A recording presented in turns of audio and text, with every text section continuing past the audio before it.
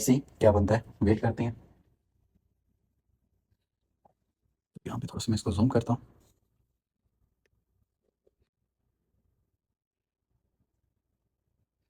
तो ये चीज़ ठीक है। तो यहाँ पे $32 हमने लगाए हैं, 57 का हमें जो है वो होगा बेनिफिट। ठीक है।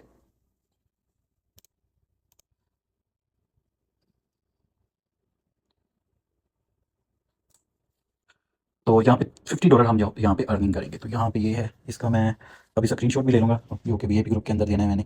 ठीक है। तो जस्ट वेट करती हैं और यहाँ पे हमने $32 लगाया, जिसमें 57 हमें होगा। 32 57 से निकाल के $25 का यहाँ पे हमें बेनिफिट हुआ है। तो $25 को पाकिस्तानी रुपीज़ में कन्वर्ट करें तो तकरीबन 7,000 रुपये, $6,950 बनते हैं। ठीक है।